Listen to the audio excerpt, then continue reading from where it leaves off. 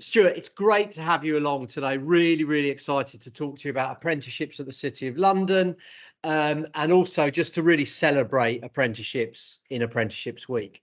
So as a starting point, can you just tell me a little bit about yourself and about the job you do at City of London? Absolutely, Ben. Yeah, thank you very much for having me. I am the Head of Learning and Development here at the City of London Corporation, and it's quite a wide-ranging role. That means I look after the training team, the in-house training team who deliver learning across the corporation and its institutions, and also looking after our apprenticeship service as well that brings in apprentices to the City of London.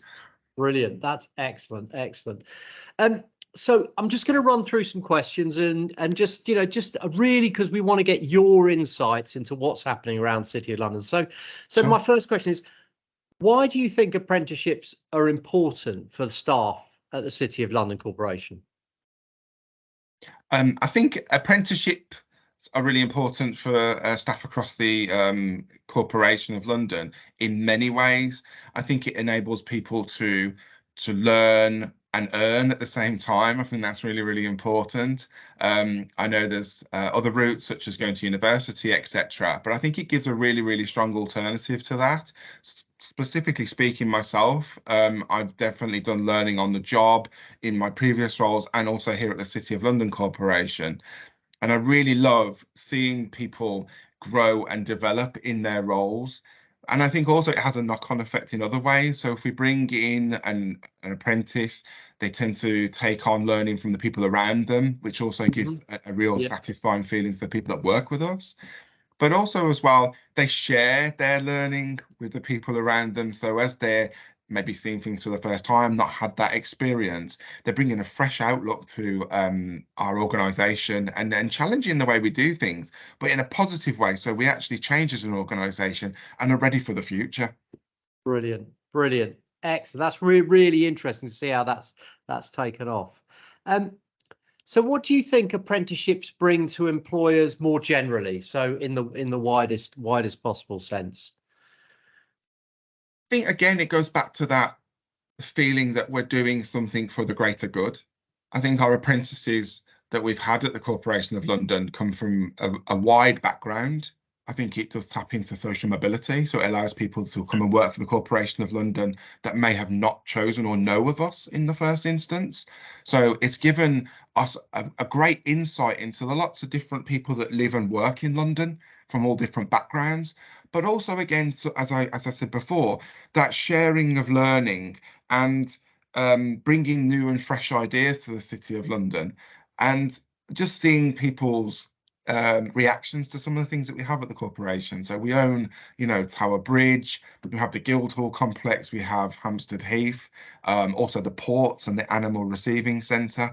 And some of those roles may happen separately in other organisations, but we have them together at the corporation. So it's really seeing them kind of light up and go, oh, I didn't know you did that. Oh, I didn't know you had that. So it's satisfaction on so many different levels for them and also our colleagues. Brilliant, brilliant. I didn't know about Hampstead Heath, definitely. So, right, okay. So how would you like to see apprenticeships develop over the coming years? What would you like to see develop in those areas? I think for me, I'm very excited by things that are going on in the world where technology is concerned. So things such as AI, I know has been a real big focus in the media and other things going on in the world in 2023 and going on into 2024 in the future. So I feel that in some ways, technology and enhancing that technology and incorporating that into some of our apprenticeships and also data literacy is also a real focus for future talent, but also what the corporation will need in its future corporate plan and also our people strategy. So absolutely, I hope to see some of that coming through. Brilliant. And hopefully, I think that's a lot of that, particularly around technology, is definitely on the way, which is great. So talking a little bit about your own personal experience of professional development. Yeah. Have you had any sort of light bulb moments for you in your training as you've been coming up through the sort of ranks in terms of sort of what you've been learning, and then when that sort of those connections have been made? Absolutely, yeah.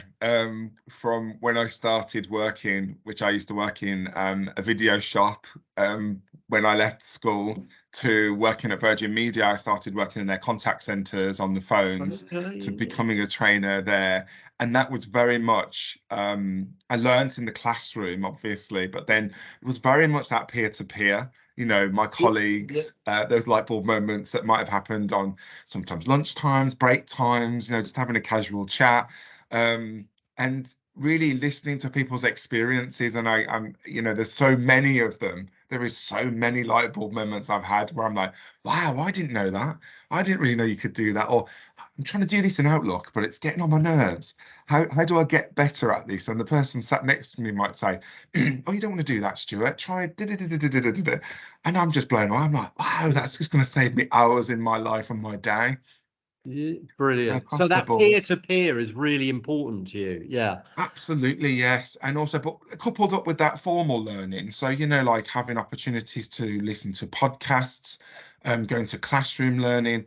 And I think the apprenticeship program, it gives all those elements because it allows them to learn socially because they're doing, you know, the job. So they're on the job. And that's where you get that organic, you know, social learning happening.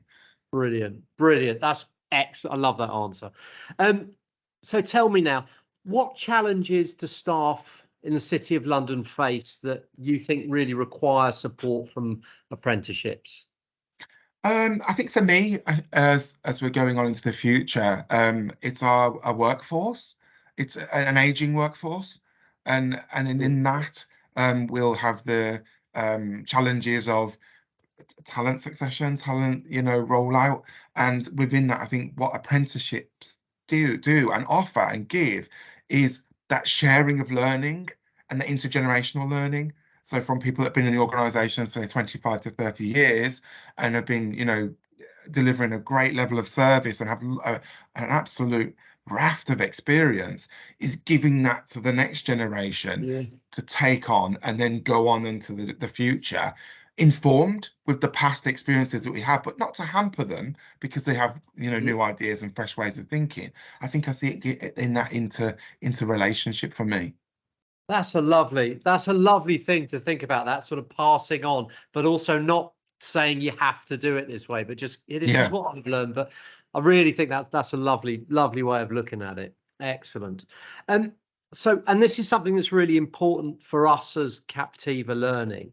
Sure. But how can we ensure collectively, employers and providers, ensure that apprenticeships really support women, members of the LGBTQ plus community, and the global majority learners that we have in our organisations? What can we do? What can we collectively do, do you think? I think this is a really, really good question. And how do we ensure that we're reaching out to everyone, that people understand what offering we give and the apprenticeship is for everyone? Is certainly communication across the board, people speaking to each other, but also looking at the way we do communicate, our materials, our content, the words that we use, the images that we use, to make people feel like their world is represented in what we're offering. Yeah, brilliant. It is that representation and seeing yourself. Yes. In other people going through. And I think, yeah, that's a very, very good point. I think that's probably something we should share with more widely with apprenticeship providers right across the piece, because I do think we don't always keep that in our minds. So And also as well, Ben, if I can just onto the back of that, I think there's a phrase that gets floated around quite a few times that's you can't be what you can't see.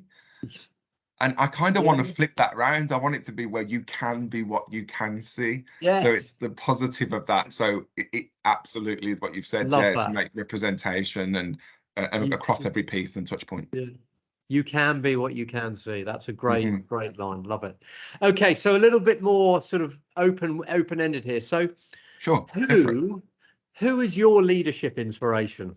I have pondered on this question quite a bit. And there's one person, so a leader or in leadership who's inspired me is Harvey Milk. He's a politician, or was a politician in the United States in the late 1970s and early 1980s. And I really am inspired by their approach to leadership and how they came into leadership.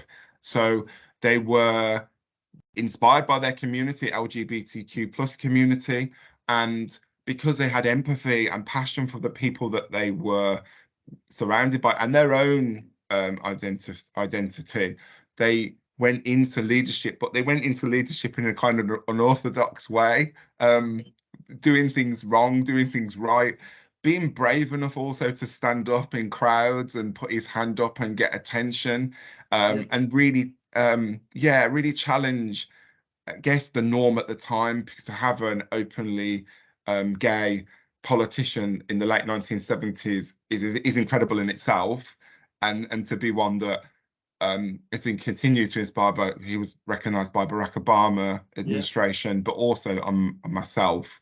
I do take a lot of inspiration from him and what he did. Brilliant. And that sounds to me like a real apprenticeship he went through as well. Actually doing that and just saying, I'm going to do it and see what happens. Yeah, absolutely. Brilliant. Brilliant one. Okay. Final question then. Sure. So what do you believe is the biggest challenge that the public sector faces today around talent management? Just thinking specifically about the public sector. I think the biggest challenge the public sector faces within talent management today is attraction of talent. I think it's that where you've got industries that maybe pay more, that give more benefits to people in their career and their life. It can be quite tricky for the public sector, because the public sector has lots of other challenges with budgets, etc. And also maybe a little bit of reputation. So what does it mean to work in a local authority? What does it mean to work in the public sector? And I think that's the biggest challenge. But I like also to think about, well, what are those opportunities? Because there are those challenges, but I think there's incredible opportunities for the public sector to really talk up about what they do, the meaningful work that public sector careers give to people and meaning in their work. And certainly from the apprentices that I've worked with and had contact with, they do share that in the work that they do. They can see the direct impact and how that has an effect on people around them. That maybe some other sectors and industries, it's more driven by shareholders and profit, so they might not see that connect. Yeah, I think you're absolutely right. Meaning, and actually you work a long time, and actually meaning is really important in what you do. That was brilliant. Look, Stuart, thank you so much for your time. Really appreciate it. I think what we'll do is we may well run another session on this, maybe following up in 6 months' time. But just thank you so much for your time. I really, really appreciate it. Welcome, Ben. Thanks very much. Thank you. All right. Thank you. Bye-bye.